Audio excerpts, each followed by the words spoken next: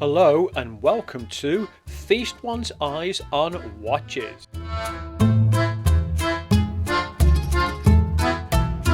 This is the Vostok Amphibia, a Russian watch, and this particular watch is the Chequered Flag version. Now, this Chequered Flag version was made because Russians like motor racing. So let's have a look at some of the qualities of this particular watch. I bought this watch of a private seller and I bought it brand new, and I got it at a bargain price of £50 and I paid £3 for the postage and packing on it. On eBay these are selling for £145. When you look at this Vostok Amphibia and you look back to its history, it was made to compete with the likes of Rolex Submariner and the Blanc Pain 50 Fathom watch. Now if you look at this Blanc Pain 50 Fathom watch, and I'll put a screenshot up of this so that you can have a look at it, the competition comes in pretty expensive. The Blanc Pain is actually £14,120. The case size on this is 41mm. The Blanc Pain comes in at 45mm.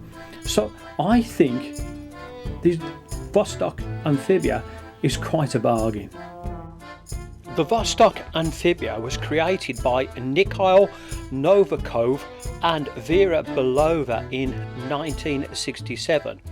And the name Amphibia came about because the company that was making the watch ran a competition with its workforce, and they came up with Amphibia. And Amphibia refers to being good on land and in water. The Vostok Amphibia is an automatic watch. The movement inside here is the 2415, and the watch has 31 joules, and also for maintenance you only have to have this maintained once every 10 years. Now for the price of that watch, that's incredible. The bezel on the watch is in stainless steel, and as you can see from the top you have a 0, and then you have the letters going around the outside, 1, 2, 3 and so on, and those are actually the hour indicators on them. So that is quite an unusual feature. It's multi-directional, so you can move it in either direction. However, you have to set it back to the 12 o'clock position in order to be able to tell the time accurately. I do like the face of this watch. As you can see right at the top, you've got the 2 checkered flags. You've also got 2 yellow lines running down the right hand side of the watch. The 5, 10, 15, 20 are second markers as they go around, and you can see that the watch face is in a black colour. The hands on the watch, you see the main one over here, has a nice arrow head on it, and the second hand as it sweeps around, you'll just see it going past on the yellow part at the moment, is in red and has a little yellow loom pip. The other hand coming down to the bottom is almost like a pencil end, but I have to say I'm quite impressed with these amphibias. As you can see on the face as well, at the 12 o'clock mark, 5, 10, 15 and round, there are some loom pips, and I'll be doing a loom test a little bit later just to see how this looks. And there is loom again on the hands, and just a small pip, as I've mentioned before, on the second hand. The checkered flag, name Amphibia and other writing, including the 5, 10, 15, 20 seconds around, look like they are just printed onto the watch face, but they do stand out very, very well and are incredibly legible. One of the great features of this watch is its water resistance, and I'll show you the back in a little while, and it has up to 20 ATM of water resistance, and I read that it can go way deeper than this. To make this water resistance even better, they've got a screw down crown, and on this one you unscrew it, and then if you want to just change the time on here, you have to unscrew this, pull it all the way out, and then you can adjust the time. And this is quite a unique system because it's actually a little bit of a clutch, which is supposed to help protect it as well. And then all you're having to do then is just screw it back in, and it's now completely waterproof. To hand wind this watch up, you unscrew the crown, and then you're just turning this clockwise, and it's on a little bit of a spring. I can just feel it clicking back into place, and you can't overwind these watches, so you can just wind it up, and then when you want to, always remember, screw the crown back in. Makes it waterproof again. Now, the glass in the Amphibia is acrylic, and it's domed as well, so if you can just see that from the side. But for everybody who thinks, well, we should have sapphire glass in here, this acrylic glass is there for a purpose, and that purpose is when this goes into deeper water, the glass actually compresses and makes it more water resistant. The case on the watch is in stainless steel, and it's finished to a really good polished standard. There are no sharp edges right the way down to the lugs. I'll just turn it round to the opposite side so you can have a look. And I do like the shape of it. It's got that kind of like just little nice shape that just slopes away from either side down here. Going around to the crown is 7.1 mil thick, and as you can see, it's an unsigned crown, but it's very, very grippy, and to my mind, I do like the look of this watch. The case of this watch is 41 mil. From lug to lug, it's 48 mil. The thickness of the watch is 15.3 mil, but the case itself is a bit of an extra thickness on here at 1 mil as well.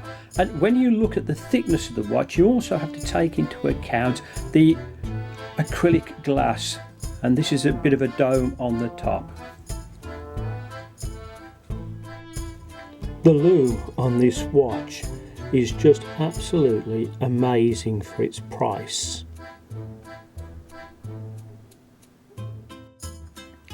The case back on here is in stainless steel, and as you can see, you've got your Amphibia written across here, and then some other writing as well, and this is all engraved into here.